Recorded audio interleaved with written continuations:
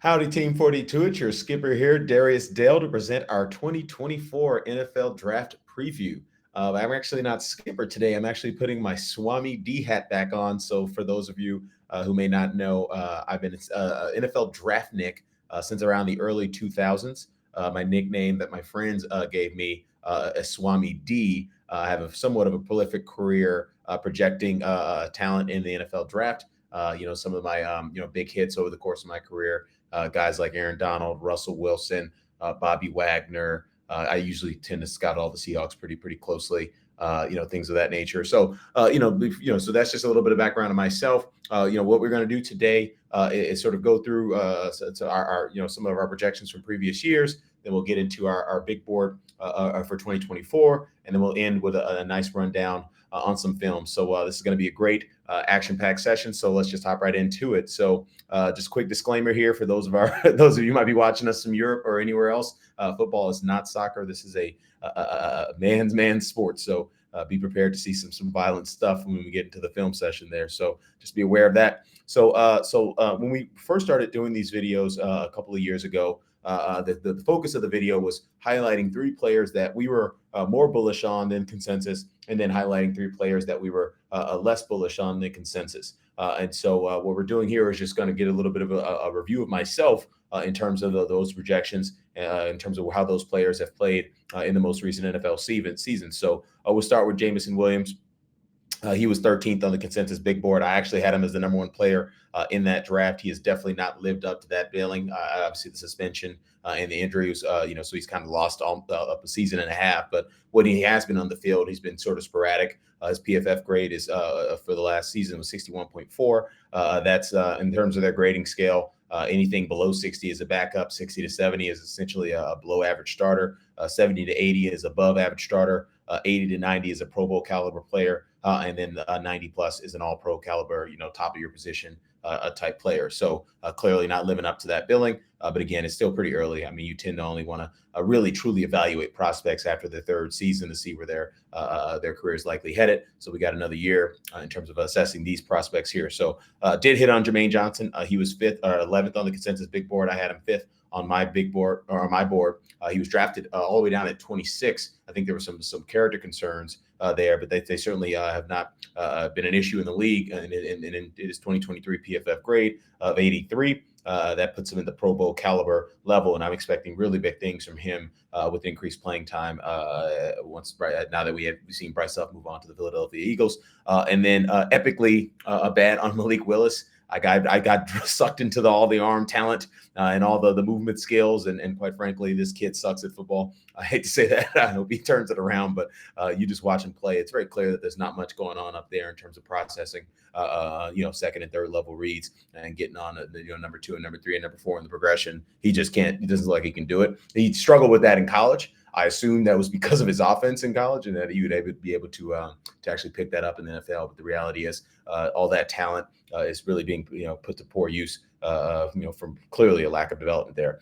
In terms of the stock down, so 3 for 3 there, nailed the Trayvon Walker call. Was much bigger on Aiden Hutchinson at the time. Consensus had him at 5th on the big board. In 2022, I put an early second round grade on him, just like a freaky developmental type prospect. He was drafted obviously 1st overall. His 2023 PFF grade was 53.9, which would be like a below average backup, not just a backup, but like a below average backup. So that's obviously not good. Hopefully he can turn it around in Jacksonville. And Trevor Penning, all the things that we highlighted in terms of him giving up his chest and just getting forklifted into the quarterback. We continue to see that on tape here in the NFL.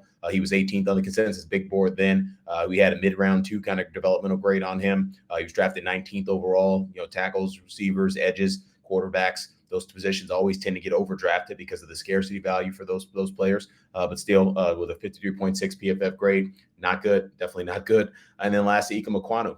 This guy gives up a real soft edge. You continue to see that soft edge out there when playing for the Carolina Panthers. He's gotten a little bit better. His PFF grade of 67.4 puts him at kind of a below average starter. He's got upside. He can continue to develop, but certainly has not lived up to his draft billing. He was 3rd on the consensus big board.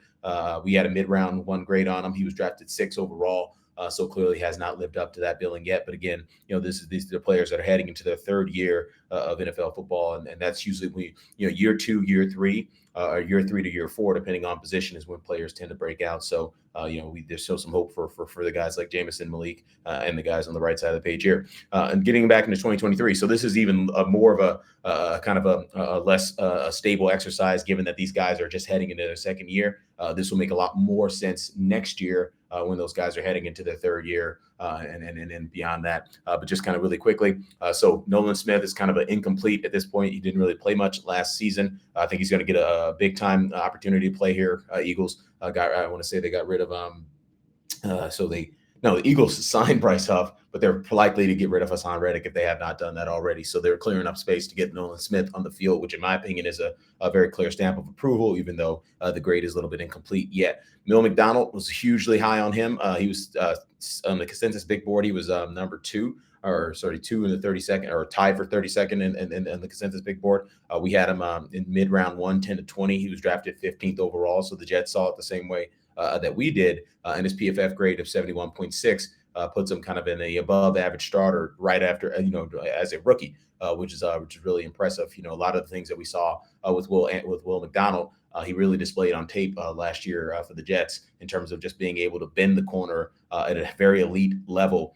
Kind of a lot of guys can get around the corner, run that arc, 6, 7, 8 yards. This guy bends that corner at like 4.5 yards. It's insane. And I think he's going to be a top tier NFL pass rusher for a long time. BJ Ojulari, he was second at 48 on the second round, 48 overall on the consensus big board. We had him round 1 in the 20 to 32 range. He was drafted at second round, 41st overall. His PFF grade last year was 64.8. So, kind of a below average starter. But again, these guys, they take a couple years to develop, especially when you're playing in the trenches. You're talking about a 2 to 3 year developmental curve for all players, generally speaking. Very rarely do players come in and hit the ground running when you're talking about playing on the offensive or defensive line in the National Football League. These are the biggest, baddest, strongest human beings on the planet. So you have to understand that there will be a learning curve coming from college. Cody Mock, I would say, is a guy we just flat out missed on. He showed a lot of base and anchor at the Senior Bowl that year, but the reality is he just has not been able to hold up in pass pro. I think down there for the Bucks. So he was. We had him at the consensus big board had him at round 2, 53 overall. We had him round 1, bottom third of round 1. He was drafted at sort of mid round 2. And again, that PFF grade just tells you that he's probably, his career arc is probably not what it should be as a second round player. So taking an L on that. And then 2023. Probably the biggest L of my career, at least early on. Certainly one of the bigger L's is this Will Anderson kid. So we were pretty low on Will Anderson in terms of relative to where he was on the consensus big board. Consensus big board had him as the second overall player. We had him kind of in the mid round 1 range, 10 to 20. He was drafted third overall. Obviously, the Texans came back and traded up to get him. He's a big hit, a great player, great team leader. Obviously, we knew that he was going to come into the locker room and be that kind of galvanizing force, especially for a franchise that certainly was desperate for leaders and wins. And he certainly has proven to be both. He's an above average player in both the run game and the pass game. A lot of the concerns I had about him as a premier pass rusher still exists. He does not have very slippery hips. He's got I wouldn't say an advanced arsenal of moves, but they're not particularly effective. And I think part of the reason is, he just does not have that, that elite power that allows you to kind of really put that full package of speed moves on folks. And he's neither elite. He doesn't have elite power. He doesn't have elite speed. And so I think what happens is, he tries to set tackles up for moves, but the reality is those moves are generally fairly ineffective. Now, it doesn't mean he's not a good player. His PFF grade's 81.8. But my fear about Will Anderson is sort of exactly what I thought at the time, and I'm not really so sure I missed on this, but the reality is I think he's going to be stuck around 81.8 for most of his career. He kind of is who he is, which is a darn good football player, a fringe Pro Bowl caliber player. He's a defensive rookie of the year. He'll probably be receiving Pro Bowl votes and very consistently throughout his career. But again, I just don't see elite pass rusher the same way I see it with Nolan Smith, the same way I see it with Will McDonald. At the end of the day, if you're an edge player in the National Football League, you're getting paid to get home to the quarterback. You're not getting paid to be great in the run game. You're paid to get guys like Patrick Mahomes on the ground. And so that at the end of the day, I might be right on that, but we'll see. But obviously taking be on the wrong side of a defensive rookie of the year award hurts. So that is what it is. And then lastly, Lucas Van Ness, I would say we hit on that as well. Just seemed like a reach to me. Kind of the similar story with Trayvon Walker. A lot of tools, but you just didn't see the production, in terms of, hand placement and just getting off blocks. And Kid plays hard. I think he's a good player. But, again, when you're drafting someone in the 13th overall, and he was 15th on the consensus big board, we had an early round 2 grade on him. You draft someone 13 overall, you're going to want him to come in and at least be a, kind of an average to above average starter generally, unless he has some sick developmental upside in terms of his athleticism. And quite frankly, I don't. You very clearly don't see that on tape with Lucas Van Ness, although he is strong as an ox. So, again, this is 2023. This is one season in for all these players. So, check back with me next year, and particularly next year for the 2022 guys. So they'll be kind of coming into their own in terms of the prime of their career. So, in terms of the 2024, we're going to do things a little bit different this year. So that's a little bit of a more isolated exercise. We only get to talk about 6, 7 players at a time. We're going to switch it up a little bit and talk about what I think is one of the best NFL drafts I've ever seen.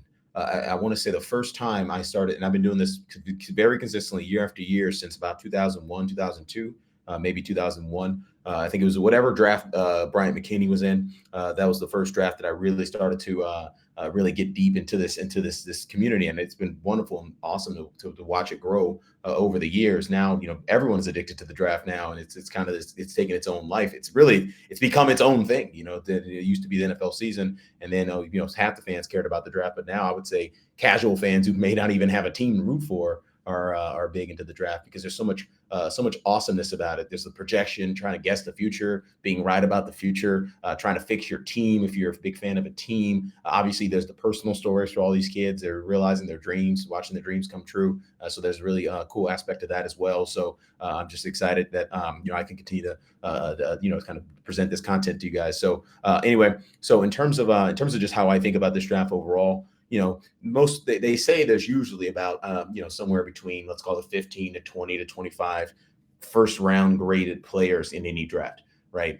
We're seeing, clearly over 30 at least. Like every team has an opportunity to draft what we think is a first round type player here. And in this tiered board here, we're just going to talk about the prospects that I wanted to focus on specifically today, because these are where we might see things a little bit differently than the consensus big board.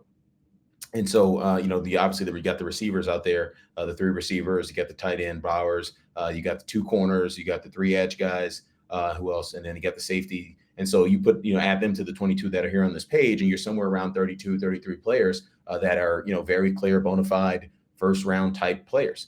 They are not all going to get drafted in the first round because the NFL is notoriously bad at drafting. I recently read a white paper from Dr. Richard Thaler, who's a Nobel Prize winning economist, about how bad NFL teams are at drafting. Fun fact for you: the probability that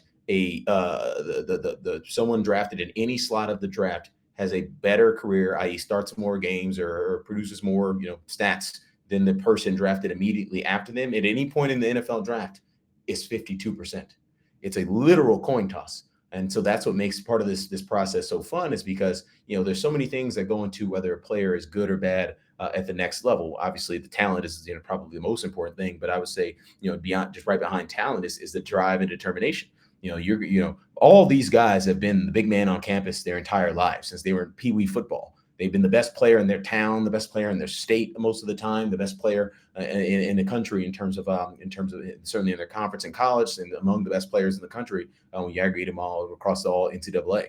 And so when they get to the NFL, surprise, surprise, everybody is like that.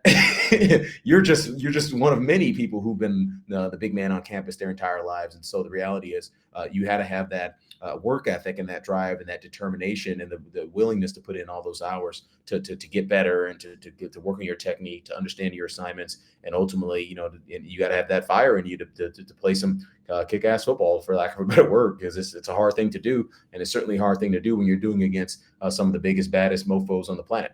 In terms of size, speed, acceleration, and agility and power, raw power, it just is what it is. So, so there's a lot of stuff that goes into what makes a player good at the next level. Obviously, the talent is what we can see with our eyes, but there's a lot of stuff in between here and in here that you can't see with your eyes, and ultimately that's where we as draft experts, scouts, GMs, and coaches, that's where we get this stuff wrong, and so that's what makes this process so fun is because we get to all have an opinion because we ultimately know that a lot of even the guys who are getting paid millions and millions of dollars to get this right only get it right 52% of the time. So, so let's get back into this into this tier board. So again, I just wanted to focus on four specific positions where we see things a little bit differently than the consensus board. And then and the other positions that all have first round grades are we're pretty right in line with where consensus is. So there's no point in wasting time here. So let's just get into the tiers here. So tier one, that's the immediate average to above average starter with all pro upside in 3 years. So obviously Caleb Williams, I spent most of this offseason with Jaden Daniels with a higher grade than Caleb Williams, and I finally just stopped being a salty old man who has a problem with kids crying and wearing finger paint on the sidelines and all this stuff, and just said, what, the kid's too good.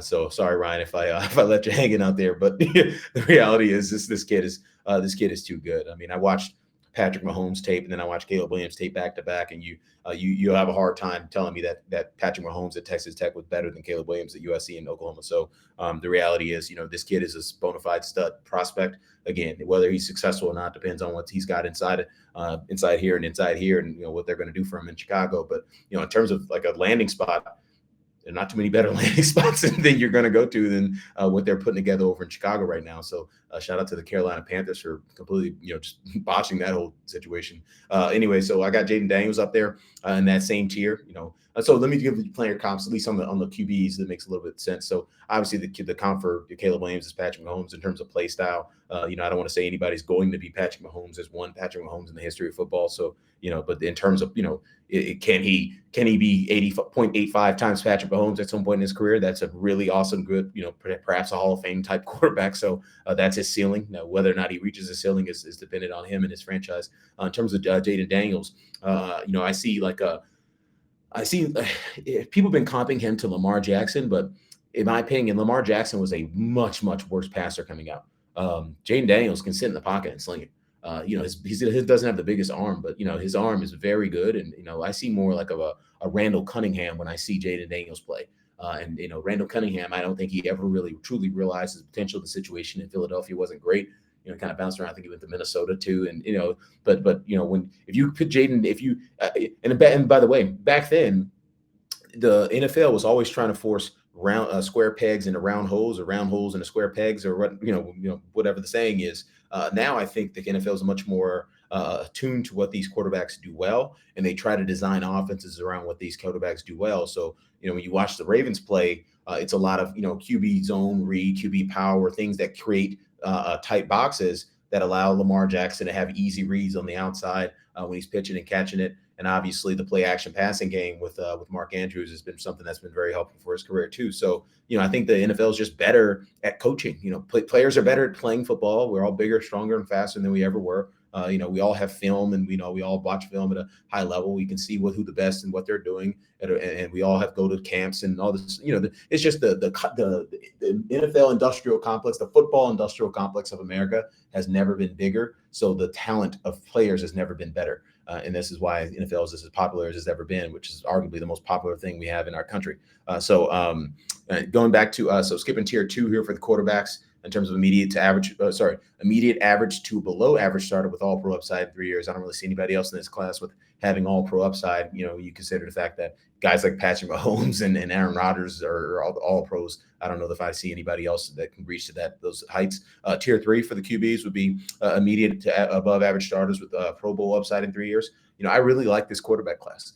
I think the last time we had a bunch of quarterbacks was 2021 as a Trevor Lawrence draft. Obviously got Trevor Lawrence right. I was famously wrong on Trey Lance, although I'm still not sure I'm wrong on Trey Lance. I think Trey Lance landed in a terrible spot. This kid very clearly can't run a Kyle Shanahan type offense. It's way too complicated. But I think if you get him in a scheme like what we saw with Lamar Jackson, I think he could definitely do a lot better than he's shown. But the reality is he's just for now that's a miss. But Dak better be looking over his shoulder down in Dallas.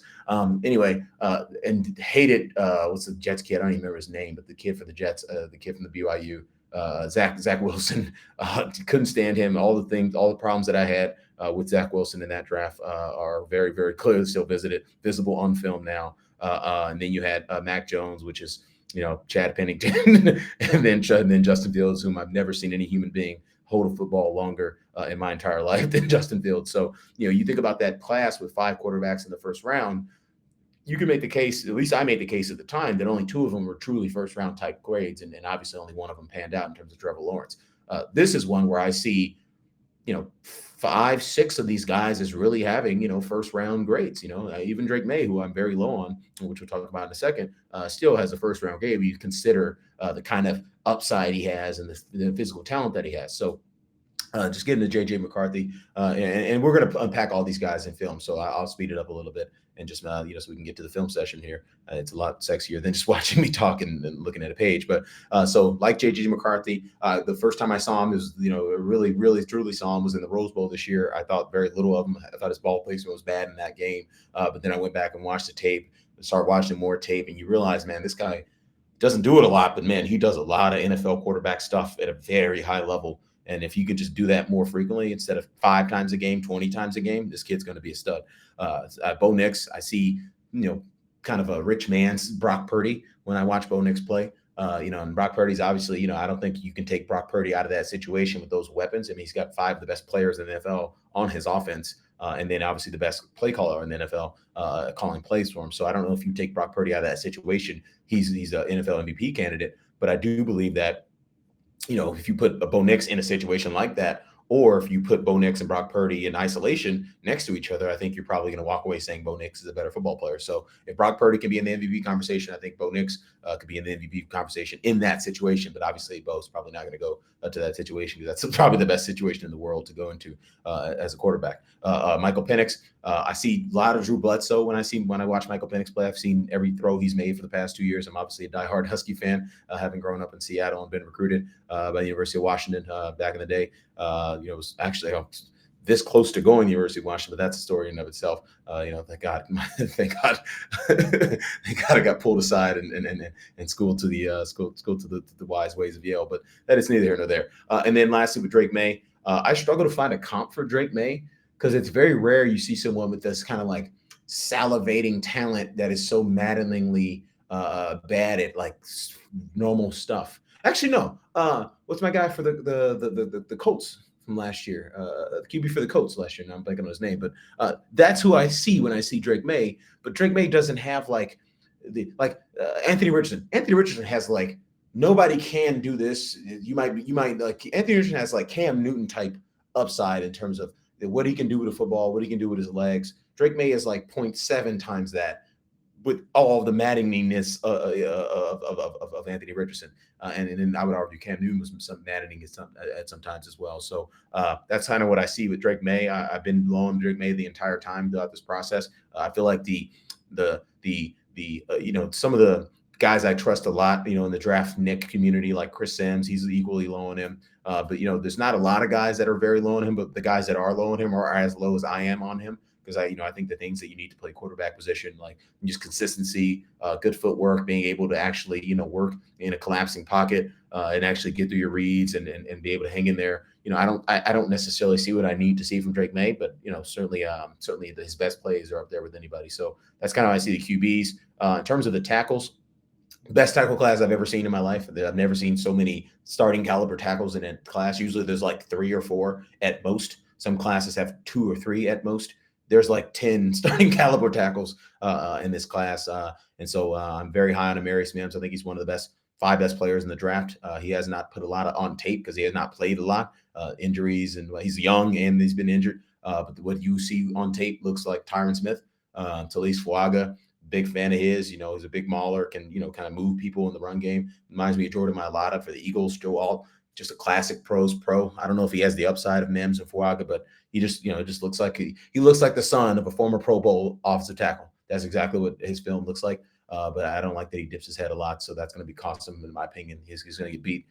He's going to have some nasty L's at the next level if he keeps dipping his head like that. J.C. Latham doesn't have the feet that you like to see, but man, he's got everything else. Can maul people in the run game, and just his anchor is elite. You're not going to get through him. Olu Fashanu, I know everyone loves him. I don't love him. I like him. I think the things that he's bad at can be fixed. But I'm curious as to why are you're such a good athlete and you come from this pedigree and this bloodline of the Penn State and whatnot. And just I don't understand why like he does what he does. Like he opens his hips. He's kind of like Iki Kwanu has kind of a very soft edge and opens his hips a lot very early in his rush. And it's very, in my opinion, it can be easily corrected. It's to me, it just reminds me of someone that doesn't really trust himself and doesn't trust his technique. But if he can clean that up, man, he can be very, very, very good. My other problem with Olu is that he just doesn't have the tenacity in the run game. I don't see this guy's finishing. Kieran, when I watch Kieran after Olu, I'm like, Kieran's a Yale guy.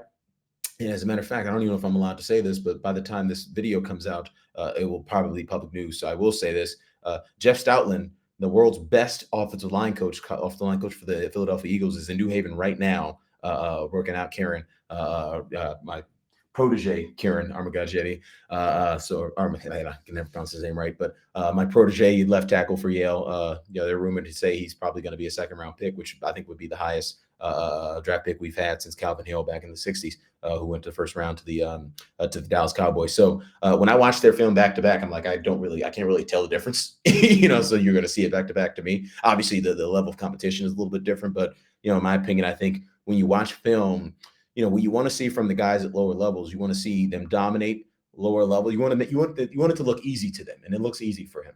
At that lower level, that just lets you know that he can step up a level and have similar success. And then Tyler Guyton, he's kind of all over the place. It's literally all over the place. But certainly, if he could put it together, he can have a massive career. Roger Rosengarten's a guy who does everything well, but nothing elite. I wonder if it's because he's somewhat young and maybe he needs to work on his core strength a little bit for another year or two. And then KT Levison, I was down in like tackle 20 and was like, who the heck is this guy? He's 310 on the consensus big board, and I guarantee he's going to be starting opening day for somebody next year. So that's Sunny D sleeper, Swami D sleeper you're going to enjoy.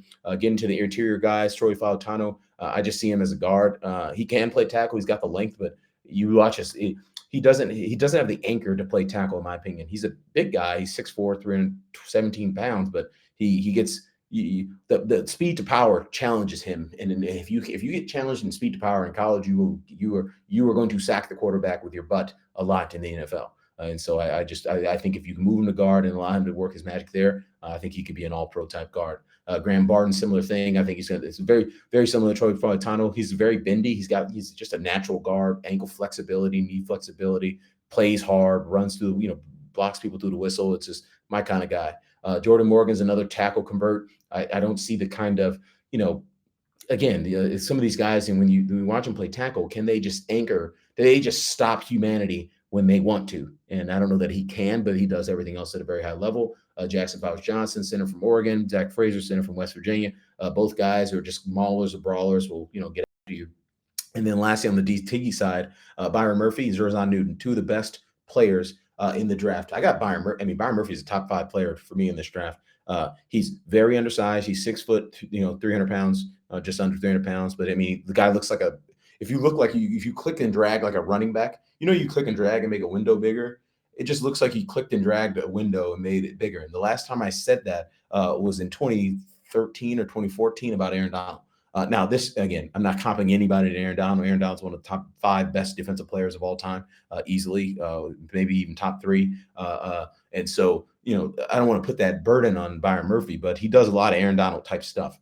And in terms of just being freakishly strong for how small he is, but also still having the slipperiness and the speed and the agility to kind of get by blocks. He doesn't have the handwork that Aaron Donald did coming out. So, I don't want to put that kind of burden on him and saying you have this ceiling. But I mean, if you're 0.75 times Aaron Donald, you're still one of the best football players in the National Football League. So again, that's kind of what I see. And if that's his ceiling, that I'll take that every time. I mean, you'll draft that 10 times out of 10. And then lastly, Johnny Newton, kind of reminds me of a poor man's Warren Sapp. This guy does not like being blocked, and he's developed a very vast array of techniques to avoid getting blocked in a good way. It doesn't take the long way around. He doesn't mess up plays in terms of losing gap integrity in the run game. He's just very good at disengaging from blocks. And to me, not getting blocked is one of the most uncoachable. It's coachable. You can tell people these are the techniques and here's where you gotta aim your hand and this is what you need to be looking for and this is your landmark and this is all this other stuff. But the reality is a lot of guys, when you have what 1 second between the ball being snapped and you're hitting someone full speed, another 300-pound person full speed. So some guys just don't have the dexterity to do all that stuff while also generating maximum force and maximum power. It's like you're in a very violent car crash, but you also have to do like a very finesse maneuver at the same time, and a lot of guys just don't put that together. And these are two guys that have put that together. They put it on film. Johnny Noon's better with his hands, a lot better with his hands than Byron Murphy. But Byron Murphy is just he does some stuff that like I've almost never seen before in terms of like being flexible, being pliable, can take on a double team like a 350-pound nose guard. In fact, they had him playing nose guard in Texas and Tavondre Sweat playing the three technique. For those who may not be familiar, the nose guard is a person who lines up over the center. It's usually the biggest, strongest defensive lineman, because he's usually getting double teamed in the run game.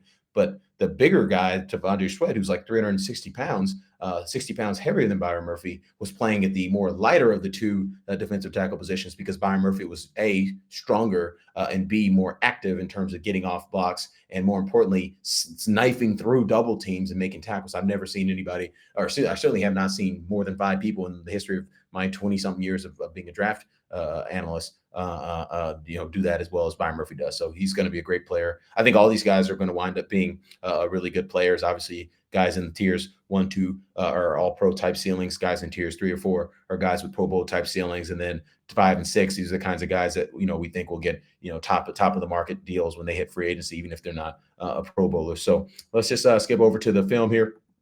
We're not going to watch, the 30 minutes of film on every prospect. I just want to kind of put some film on, just give you guys a sense of like, what I see some of these prospects, so I just, put my scouts eyes, you guys can see the world through my scouts eyes. So, like I said, when I see Caleb Williams, when I first started this process, I had a big beef with him in terms of, he holds the ball a long time.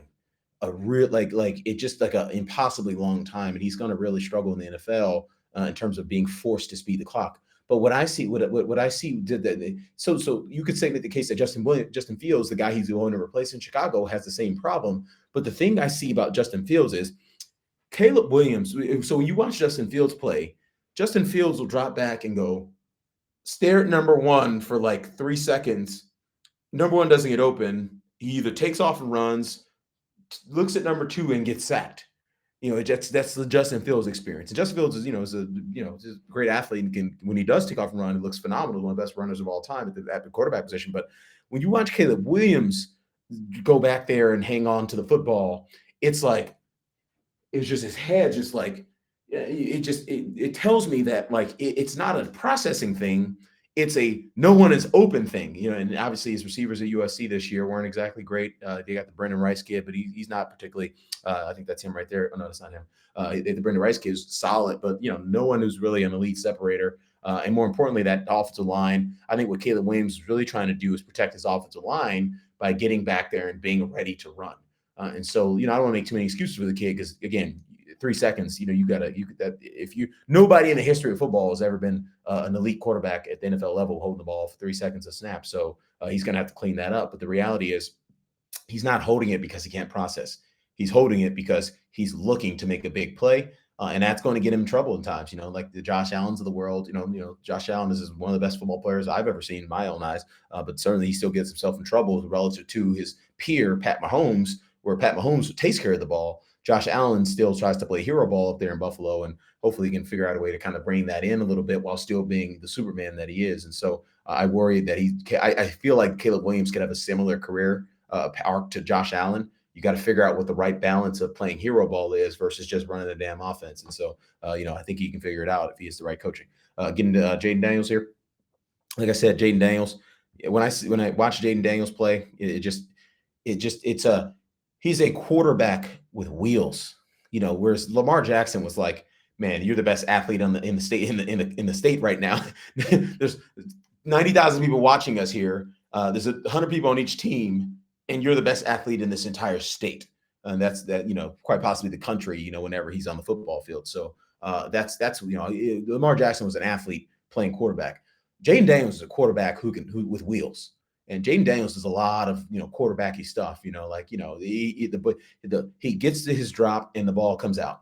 Gets to his drop and the ball comes out. To me, that's the number one thing I look for when I'm scouting a quarterback is, or sorry, the number one thing I look for when I'm scouting a quarterback is, it's how quickly do you get rid of the football? Do you get rid of the football at the top of your drop? Because to me, that tells me that you have a pre-snap process that tells me you know where to go with the football. Pre-snap, you confirm it post-snap, and the ball's out. And it tells me that you are not only getting the ball to the right receiver, but you have a concept of space. To me, I think that you can get very bogged down in X's and O's and running this at this route at this step and setting this particular protection and this concept needs to go here in this particular coverage and the option route needs to go there in that particular coverage, and you can get bogged down with all that stuff. But we forget that like a lot of sports in general is just spatial awareness. And the elite guys like a Tom Brady and a Joe Burrow or Drew Brees, those guys, Pat Mahomes, Travis Kelce, even as a tight end, they just find open space. They find open space. And Jaden Daniels has a little bit of that, like, I know where the open space on the field is. This might not even be the most ideal play for this particular setup, but I know that when I hit my top of my drop at 3-step, 5-step, 7-step, this space right here is probably going to be open. And I when I watch this film, like right there, boom. So yeah, he had the dig coming open too. But again, when you have neighbors out there, you you could take some liberties. All right, next flex guy, JJ McCarthy. Like I said, big JJ McCarthy fan, man. I was not expecting to be as high on JJ like as I wound up being. Again, this Michigan, he's running a pro style offense in Michigan. He's basically running the same offense that Jim Harbaugh ran back in San Francisco when he was there in kind of the early 2010s. Similar offense. I mean, obviously everything evolves over time as we all get smarter and whatnot. But it's a lot of the same things. And what I see, particularly from JJ, is that the middle of the field stuff is like right here. Middle of the field stuff is elite from him. It's elite. Like this guy can run a play action, take his eyes off the defenders, pop back up, set up, and boom, ball's out. And not just balls out, but like balls like right here, these tight window throws, like poof, ball's out and it gets there on time. And it's a really impressive skill. I mean, I'm obviously a diehard Seahawks fan and watched Russell Wilson for most of his career. I don't know if I've ever seen him complete a ball over the middle in between the hashes on play action. It just, unless it was like 30, 40, 50 yards downfield. Yeah, he's good at that stuff. But man, he just didn't have it. And if you can't do that stuff, that's where the NFL game is played today, right? That's where the modern NFL game is played. It's the teams that are having the most success. You think about the teams that made the Final Four last year. We got the Detroit Lions. Obviously, they're heavy ground and pound smash play action. Chop you up over the middle of the field. Who else? Who's else in the 49ers? Same exact offense. Obviously it's Kyle Shanahan's offense that they found its way into Detroit. And then the Kansas City Chiefs, obviously Andy Reid is the king of, and Andy Reid and Travis Kelce are the king of dominating the middle of the field, running the screen game. And then Baltimore, same thing. You didn't necessarily see it with Baltimore this year because Mark Andrews was hurt, but you got to be able to win in the middle of the field if you want to be a great football team. You can't just be like, living and dying with, ball outside the number, because those are lower percentage throws. They feel easier to a quarterback because the read is easier. There's less people in there, but they are lower percentage throws. They travel longer. They take longer to set up and develop. And the reality is they're just, it's a lower percentage way of winning. It's not to say you can't win, but I mean, to sustain that over the course of 17 games and another 3-4 games to get to the Super Bowl, it's just harder to do. So JJ McCarthy's doing what I need to see from him. Bo Nix, I was pleasantly surprised about Bo Nix. Obviously, I'm the lifelong Duck hater. Can't stand their uniforms. Can't stand their entire mantra. Their team. I'm a big time Duck hater. Will always be a Duck hater. I'm going to die saying "F the Ducks." One of my last sayings. As I'm losing breath. That's neither here nor there. I feel the same way about Bo Nix as I felt about Justin Herbert. Not to the same degree in terms of prospect as Justin Herbert. I was much higher on. But when I remember watching, just as a Husky fan, like, man, this dude is good, dude. He just does everything right. Why does he have to be at Oregon? Why can't this guy go to Oklahoma or Texas? And why didn't he stay at Auburn? And so like that's kind of that's the feeling that I got with Bo Nix. I'll tell you a little bit about Bo Nix. He's getting knocked for being a screen guy. And he does throw a lot of screens. That offense is a rinky-dink type, college offense. But when he does get an opportunity to let it rip, it looks good. It looks good. I mean, again, this is balls on time, and again, that to me that's a pretty easy completion. The receiver gave him a ton of space to the sideline there, but like he's got a lot of the JJ McCarthy, whereas quick hands, can get to the can play action. It has quick hands, quick feet to reset and get the ball out, 10, 15, 12 yards down the field like that. It looks good. It looks like an NFL quarterback. Like I said, if Brock Purdy can be in the MVP conversation, this guy has way more football talent than Brock Purdy. And I'm pretty sure that after 61 starts, probably has a good enough of a discipline process in terms of his studies to actually be smart enough to actually have the kind of success that Brock Purdy's having. So, people are comping him to like the thing. Sean Payton might like him because he might remind Sean Payton of Drew Brees. Well, if anybody reminds anybody of Drew Brees, he's going to be a darn good football player. And that's kind of how I feel about Bo Nix. Michael Penix, having been a again lifelong Husky fan, just watching every throw he's made over the past 2 years, I'm a little bit too harsh on him. I probably think if I wasn't a Husky fan and did not see every throw he's made, I'd probably be a little bit higher on him. I don't know that again, but again, I'd probably be a little bit higher on him in absolute terms. Maybe even have him slightly over Bo Nix because again, he's got me. Think about just in terms of just throwing the football. You're going to be hard pressed to find 6 or 7 guys on earth better at throwing the football than Michael Penix Jr. I would argue you might be hard pressed to find 5 guys on earth better at throwing the football than Michael Penix Jr. But obviously playing quarterback involves a lot more than just throwing the football, because if that were the case, Jamarcus Russell would be a Hall of Famer and we wouldn't even know who Tom Brady is. But he does a lot of quarterback. That's why I comped him to Drew Bledsoe. He's a big time pocket passer. He does not want to leave the pocket, which I actually like. It's kind of a throwback. He sets protections really well. I can see him up there working in terms of getting guys into the right protections. And he knows where to go with the football in terms of not getting sacked. He doesn't take a lot of sacks. He doesn't, he's not a guy who's looking to scramble. Obviously he's got the 2 major knee injuries. And so he's probably lost a little bit of athleticism, although he did test well at the UW Pro Day. Again, that you don't see that on the field. I see a guy who looks like he has ankle weights on when he's trying to scramble these days. But again, what you just saw right there, the set, the movement in the pocket, the reset, and keeping his eyes downfield and finding that guy. I mean, that's big time NFL quarterback stuff. And this is one of the best throws I've ever seen in my life. Actually, we got to rewind that because I was screaming at the top of my lungs when I saw that in person. There aren't 20 guys on earth. There are not 10 guys on earth that can complete this pass. Splitting the safeties right here. That ball, that split. I mean, come on. That ball was 10 feet in the air the whole time. I mean, that's one of the best. I mean, again, so that gives you a summary of Michael Penix Jr. Can move the pocket, can work the pocket, and similar to a Tom Brady, understands his protections, understands where to go with the football late in the down, and ultimately is just going to be a phenomenal leader. I mean, everyone you talk to everyone up in Seattle. I mean, he's a beloved human being up there, and it's going to bring a lot to the table. So that's 5 quarterbacks that, in my opinion, have either all pro upside between Caleb and Jaden, or Pro Bowl upside between JJ, Bo, and Michael Penix Jr. Now, they all need to land in the right spots and then put in the work. But, this is I feel very strongly about this class in a way that I did not feel very strongly about the 2021 class when we had 5 guys go in the first round. I thought 2 of them were good. 3 of them were terrible. I think all 5 of these guys are very, very, capable players and should be top half of the first round type guys. And if any of these guys slip past the top half of the first round, the NFL is back to making the same old mistakes that they always make. So getting into Drake May, again, if you only watch Drake May highlights, you're gonna say, dude, what the hell are you talking about? This guy's phenomenal.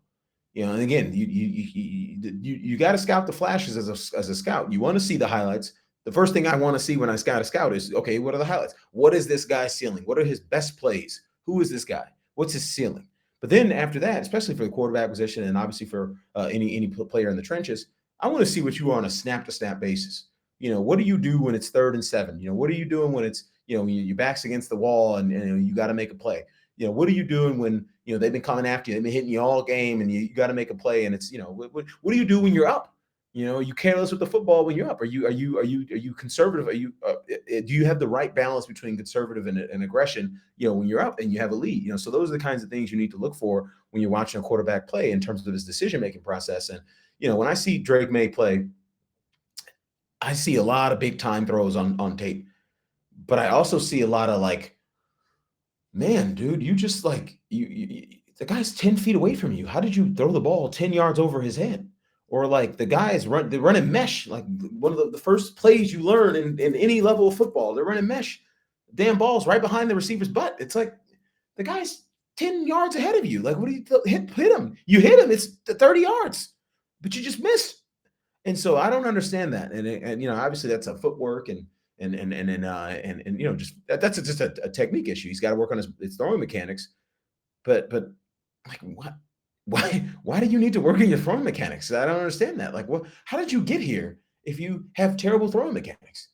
Like this is 2024. These kids have been in every camp.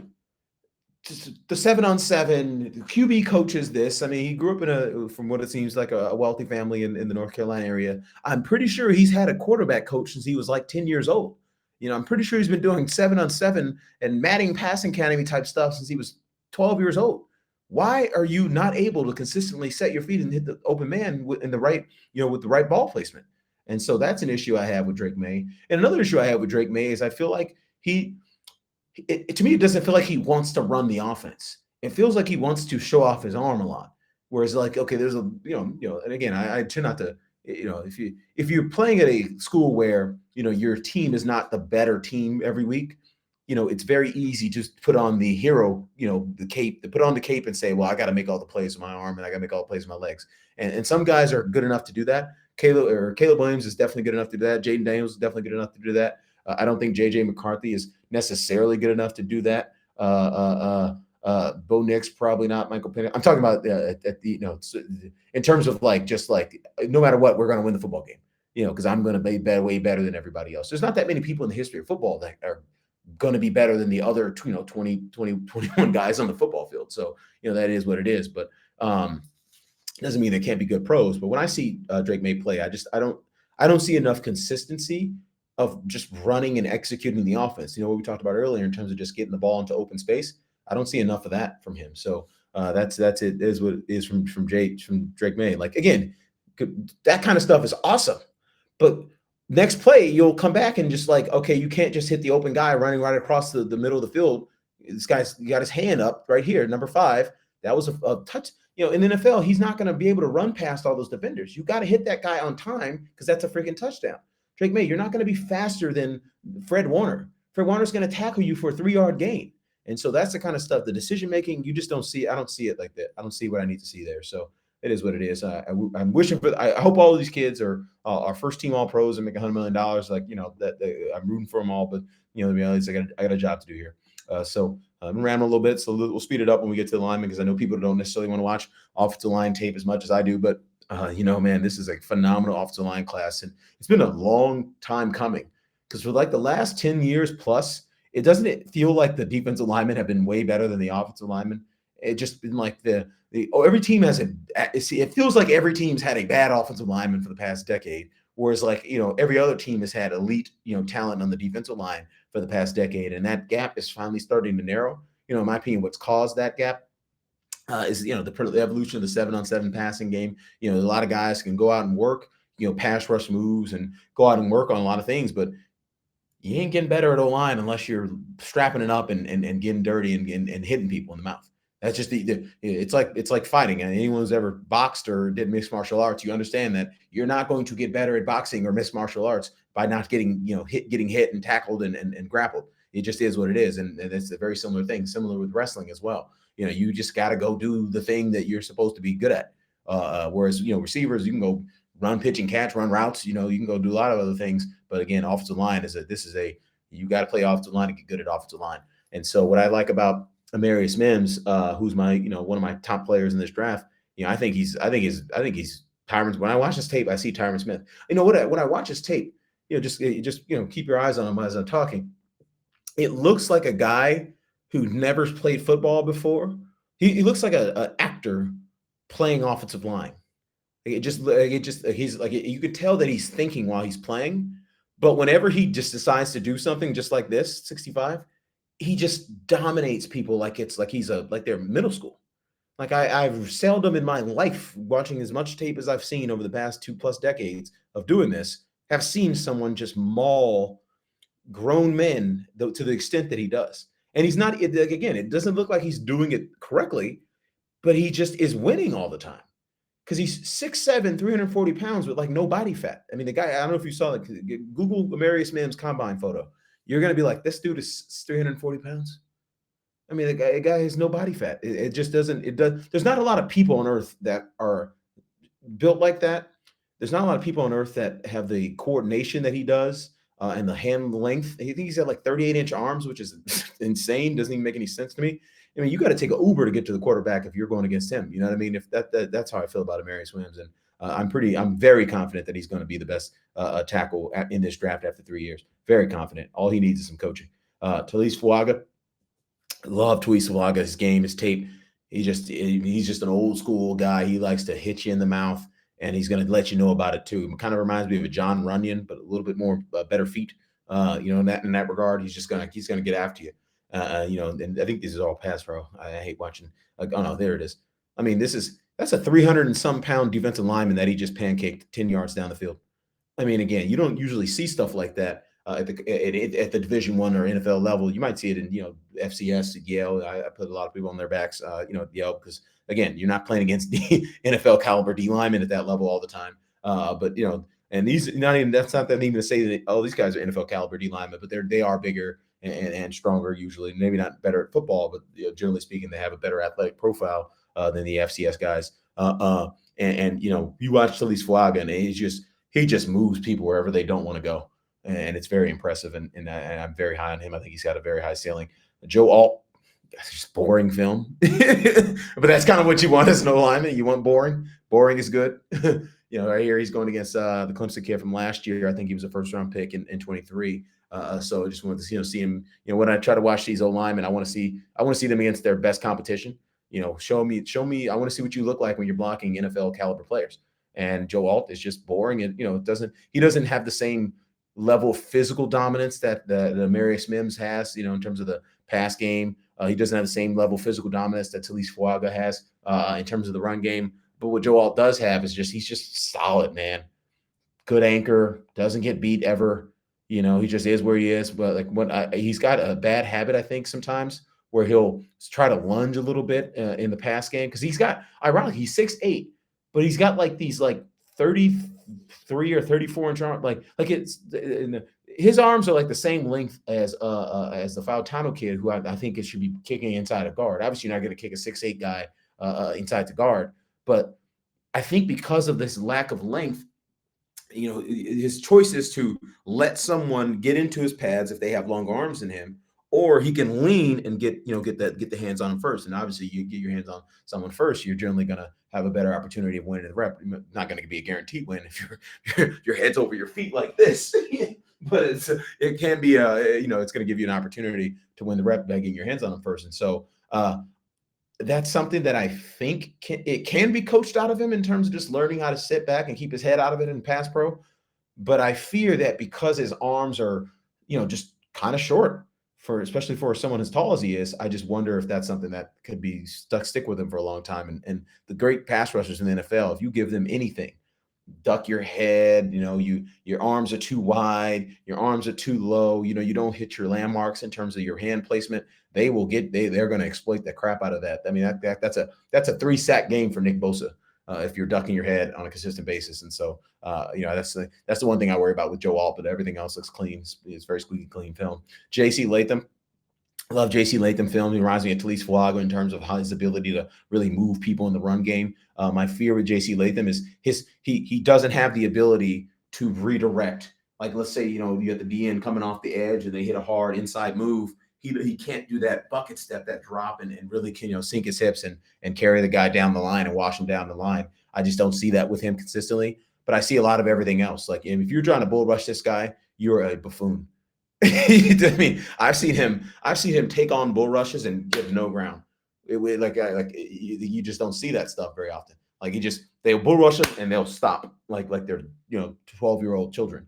And so like he's gonna be a good tackle. But I think the more who it's the speed, the power guys are gonna give him trouble because if you have it's like a what's the guy from the guy just signed with the Texans from the Vikings. I forget this guy's name. Danielle Hunter. Danielle Hunter will give him trouble because Danielle Hunter can get around the edge, but if Danielle Hunter want to get that long arm into you and cross your face, he's going to be able to do that too. And so anybody who's got a two-way go, legit two-way go, which truly only the best pass rushers have that, are those kind of guys are he's going to struggle with them. You can't be a Brian Burns type or Hassan Reddick type. Maybe you can get around the edge on him. You're not going to see too many of those guys in college. So it's hard for me to find film of guys with that true elite burst against him. So we'll see what happens when he gets to the NFL. But I generally think, you can stop a speed rush if that's all the person has, because you can sell out to stop the speed rush. You can stop a power rush if that's all the person has. It's where playing tackle gets really hard. And obviously playing tackle at the FCS level or FBS level or the NFL level, usually the players you're going against are going to have, more than one club in the bag. And they're going to be able to pull out different clubs at different spots on the golf course, for lack of a better metaphor, to get the job done.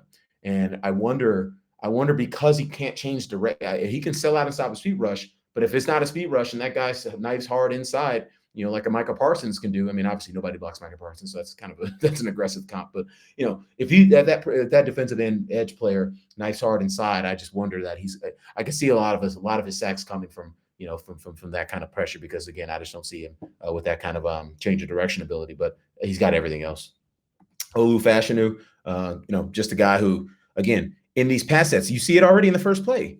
There's no reason to start opening up towards the sideline that early in the down. And the reason I say that is when you start opening up towards the sideline that early in the down, you are guaranteeing you're not going to be in position when the person decides to cut across your face. The best thing to do as a tackle is to stay with this 45-degree angle, meet them, go out and meet them where they are. So if they decide to cross your face, you're just a dancing bear. You're just a dancing bear. And so, it's bizarre because, again, this guy, he clearly has the athleticism.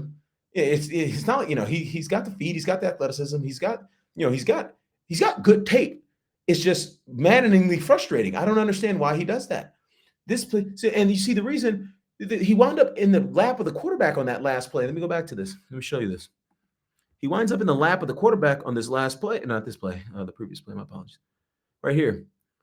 Because he turns around, now you're creating a soft edge. You're creating now, instead of like all of your power being forced to go through that 45-degree angle, that guy's power.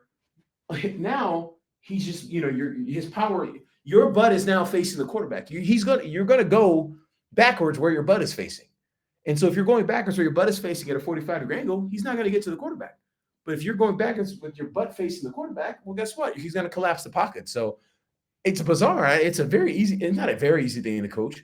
If you don't have good feet, you're not going to ever fix that. But obviously this guy's a freaky athlete, so he should be able to fix it. I mean, that's an impressive cutoff from the backside there. So, again, I'm not as high as Olu as the consensus are, because that to me is a pretty glaring, bizarre trait to have as an elite left tackle. You don't see the elite left tackles in the NFL doing that, but it is what it is. It's something that can be coached, and if he fixes it, he's going to be a great player. Let's go to my boy Kieran here, who's again with Jeff Stoutland in New Haven right now, getting worked out. If you tell me like which one is Olu Fashanu and which one is Kieran, I mean, I know this is Dartmouth, but Dartmouth's good. Dartmouth has players too. They're going to have a couple guys go to the league this year. So it's not like this is this isn't Pee Wee ball, folks. This is FCS football. And this kid has obviously a second round grade on him right now on the consensus board. And with again, Jeff Stoutland, and they didn't fly Kieran to Philadelphia. Jeff Stoutland is in New Haven right now. The world's best offensive line coach went to go see this kid in person. So that tells you everything you need to know about his talent. Again, I hate watching college. I hate watching college offenses because you don't really get to see the linemen do things that they're going to do on Sunday. These college offenses, rinky-dink spread offenses, and they work. They score a lot of points, but the reality is, this stuff doesn't work on Sundays. You're never going to have this kind of space on the field because of the hash marks. You never have that kind of space in the secondary because corners and safeties are just better at football. But Kieran, I mean, Kieran looks like how Amarius Mims looks in the SEC, Kieran looks like that in the Ivy League. It's just like you look bored almost. That's how much better you are than everyone, and how easy everything is. He's just like pushing people around like they're tiny little children. And I want to say Dartmouth was a really good football team this year. I think they won 8 games or something like that. So, it is what it is. Let's keep moving. All right, Tyler Goughton, Matting. He's like the Drake May of tackles. Man, he has some serious upside and can do a lot of things really well. And it's ironic for a guy with as much aggression as he has a decent amount of aggression. He doesn't necessarily play with all of that aggression. Like, I see it from snap to snap every once in a while, but then there'll be another play where it's like, yeah. And I wonder if that's a conditioning, like right there. You let this go back. This dude is 6'8", 360 pounds, and you just let number one, where's number one come from? I don't even know who number one is. I'm guessing if he's number one, he's not that big. You just let number one bully you and toss you off the back of the screen. Like, what the hell is that? That should never happen to you. That wouldn't happen to me.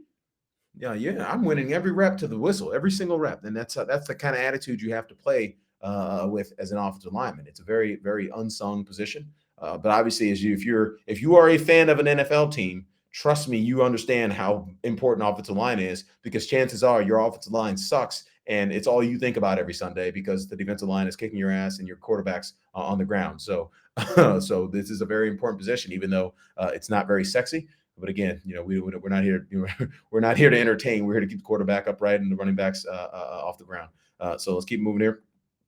Roger Rosengarten. He's a guy where, number 73 here, he's a guy that does all the little things right, but I don't think he has the anchor, the core strength yet. It might be because he's a young guy. I don't know if he's coming off an injury or something, but if he can get the core strength aspect of his game right, which could take 2 to 3 years of physical training and development. I'm not saying he's going to hit the ground running, but I think he does. He's got the angles, the hand placement, the techniques, the ghost techniques and all this other stuff that, this very high level advanced, tackle play that, if you can do that stuff, which is hard to do, if you can do that stuff, and that's a good starting point. Now, again, I don't even know if he's capable. I think he's going to cause you some problems if he's starting year one. But I think year 2, year 3, year 4, he's going to really hit the ground running and be quite a good player. This KT Levinson guy, very good. I don't know why he's ranked 310 on the consensus big board. When I watch this tape, I see a guy who absolutely should be starting day one. Guy plays very hard. Guy, he doesn't have the best feet, but again, neither does J.C. Latham. And you're talking about J.C. Latham as a mid first round type draft pick. So that in my opinion is I see a lot of what I see in J.C. Latham and this kid KT Leviston against similar competition, and I'm just like, well, if J.C. Latham's that good, why not this guy? I mean, look, the guy that just bullied Tyler Guyton, he just threw number one all the way out the club, So I like this kid a lot. I think he's going to be a pretty good pro. Troy Fautano, you're going back up towards the top for the interior offensive lineman. Love Troy Fautano. In fact, the player he reminds me most of watching his tape is myself. He's a finesse left tackle, if that makes any sense. Obviously, you don't typically hear finesse when you think of offensive lineman, but he's a guy that is so good with his hands. He's so good with his angles and his hand placement and the mind games to trick people into doing stupid things and making mistakes that I don't necessarily see him physically dominate a lot. He doesn't get beat a lot either. He's winning the rep, but it's not the kind of physical dominance you tend to expect from guys who are talking about top half of the first round type players. And he reminds me of myself in that regard. And I had two pretty catastrophic knee injuries. So it kind of robbed me of my own lower body strength. So I never really had the, kind of physical dominance in the run game and whatnot that other guys may have. But I was an elite pass blocker, never gave up a sack in 4 years of starting. And this is the kind of guy I think you see. This is what I see with Troy Fautano. It's a guy who's going to win every rep, but not necessarily dominate any of them, if that makes any sense. But again, I played at Yale, so I dominated a lot of reps. But again, if I was playing at Washington or at this level, then clearly not. So, but again, I think he's going to be a very good pro. I think you kick him inside a guard, set him, forget it. He's going to be an all-pro type guard, and sorry, let me take a step back. The reason I think he needs to kick inside is because if he plays tackle with that kind of finesse mentality in the NFL, Khalil Mack is going to run right through him. Khalil Mack is going to come off the ball and put his helmet right in Troy Fautano's helmet and drive him 6 yards through the quarterback's lap. All three of them will be in a pile. Troy, Khalil, and the quarterback will be lying on top of each other, very acquainted at the end of the play. So I just don't know that you can play that kind of game in the National Football League, because then that speed to power up there is different. There aren't guys in college, all the guys who can do that at a very elite level are all playing on Sunday. Nick Bosa, when he comes off the edge, if you're trying to play a finesse game with Nick Bosa, it's going to be a wrap. So that's what I worry about him. Maybe he can do it. Maybe he does have an anchor. You just don't see it because he's playing these hand games, these mind games, he's changing sets, and again doing very elite, top of the line NFL type stuff, and does it at a very high level. It's just I don't necessarily see him doing the other thing that I want to see, which is just, all right, come off the ball and dominate this kid. Who is this guy? Dominate him. And he's feisty, he'll fight, but I just don't necessarily see the elite level domination. But I see everything else, and I'm very confident he's going to be a very, very, very good guard if they kick him inside, and at least a well above average tackle if they keep him out there. Graham Barton is a lineman's lineman. It looks ugly, but it gets the job done. I mean, if you love just guard interior offensive line play, guys on the ground, this is grit and toughness and fight and bend and just leverage. You're going to love Graham Barnes' tape. I mean, I don't even know if I need to say anything more than that. It's just, one thing I really love about him, he's a bendy man. He's got great ankle flexibility. He's got great knee flexibility, two things that I definitely didn't have, certainly after injuries. And, I envy it because, no matter who he's going up against, he's always going to have the leverage advantage and always be in a decent position. Right here, that's Jared Verse right there. He stopped there. I think Jared gets him on another play where Jared actually kind of gets him. But, generally speaking, I mean, again, this is a guy who knows how to scrap, knows how to fight. Again, I don't think he can play tackle outside because his arms are very clearly on tape, not long enough. He winds up in these like bear hugging battles all the time where his head's getting knocked back and he's very clearly giving up his chest because he just doesn't have the arms to lock out. So, I think that's going to be a limitation for him on the edge with all that length. But you kick him inside, and again, just another guy who's going to be an extremely good football player for a long time at the guard position. Jordan Morgan. Just a lot of what I see in Troy Fautano, I see in Jordan Morgan. I don't see the same level of talent, both in terms of the movement skills, but also in terms of the football IQ. But what I do see with Jordan Morgan is a guy who just knows how to get the job done. He's got decent enough feet, decent enough hand placement, and plays reasonably hard. And ultimately, if you kick him inside the guard and don't, again, a lot of these guys the reason they get kicked in the guard, I think it's kind of a cliche thing, but the reality is, if you're not long enough, you will lose the rep, period. Because again, the guys only coming off the edge in the NFL are 6'5", 6'6", 6'7", and they're not, even if they're not that tall, they have that kind of wingspan. That's why they're NFL pass rushers. They're not there. It's like the NBA. There are no 6'5" centers in the NBA. They're all 7 feet tall. Where the pass rushers in the NFL, they're all 34 to 36, 37-inch arms, and they will get to your chest. And if they get to your chest, you're going on a ride back to the quarterback. And you just can't have that play after snap after snap. Whereas in the interior, it doesn't matter how long your arms are because you're on the player. The play happens sooner inside. You're blocking a 3 technique, you're blocking a 2 technique or a nose guard. They're right on top of you, so the play happens sooner. You talking about a 9 technique where the guy's way outside of your shoulder as a tackle, then that guy's got 2 to 4 steps before you make contact.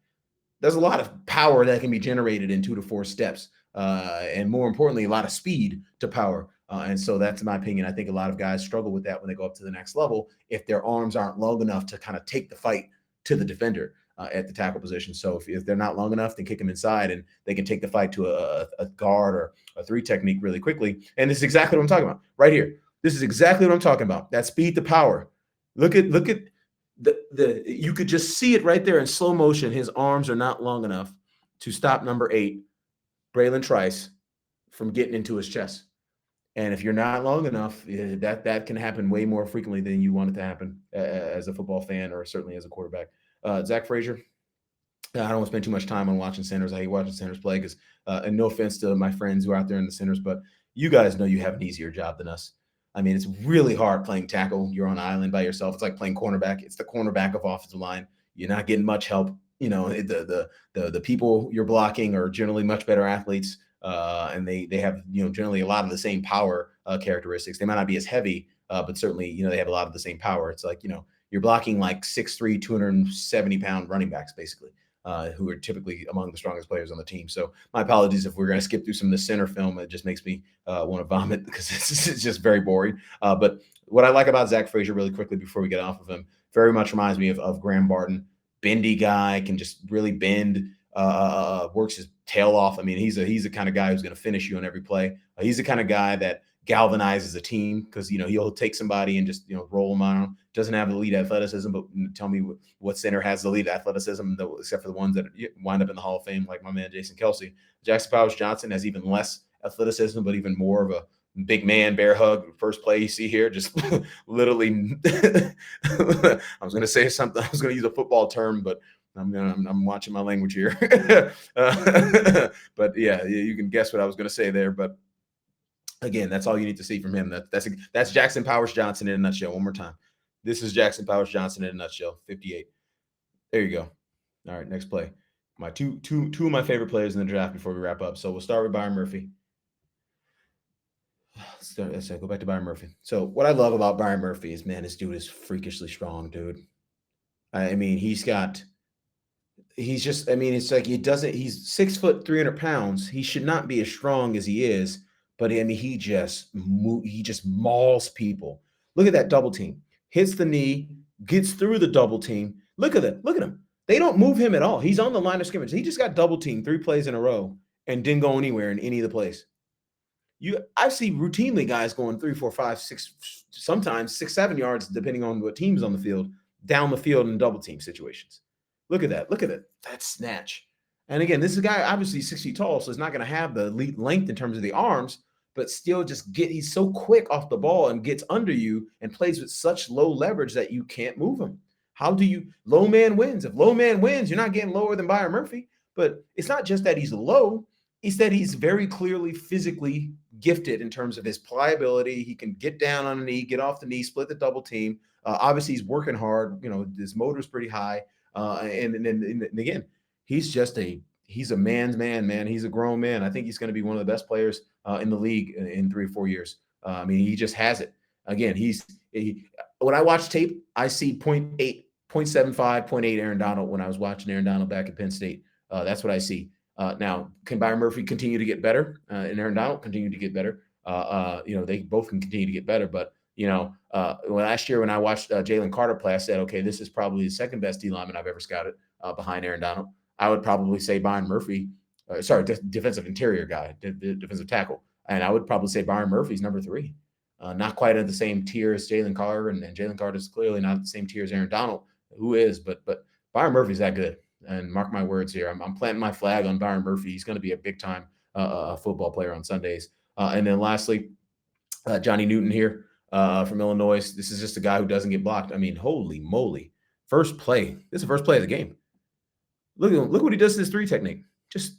He tosses the 3 technique, who's a Wisconsin guard who might be 300 pounds, 400 pounds. No, these Wisconsin guys are big. They're like 6'8", 350. They like them big up there. Look at that. Get off me, dude. Get off me. It just, again, he's a guy that hates being blocked. Look at this dude, just crossing face. I mean, they gotta. Oh man, this is some fun tape because this is an NFL type offensive line. They run NFL plays, NFL size and strength. May not necessarily have NFL talent, all of them, but this is if he's doing this against these guys, he's going to be able to get it done on Sunday. Again, just he doesn't have the elite length to where like that one arm, that long arm is not going to work to the same degree that we just saw here at the next level. But just the mere fact that you're putting this on film, we just watched like 6 plays and he wins like 6 different ways. I mean, I've seen enough. I think you've seen enough. So let's get back in terms of wrapping this up. So just one quick final thing before we let you guys go here. So obviously the receivers are the talk of the town. They're the cat's meow in terms of, in my opinion. I think the 3 of the 4 best players in the draft are the 3 receivers. We know that, in my opinion. So rather than waste your time in telling you that these guys are really good, everyone knows they're really good, I just wanted to leave you guys with some comps that I see for these guys when I watch their film. So the first one being Marvin Harrison. When I watch this film, it just looks like AJ Green. Very smooth, just gonna work the sideline.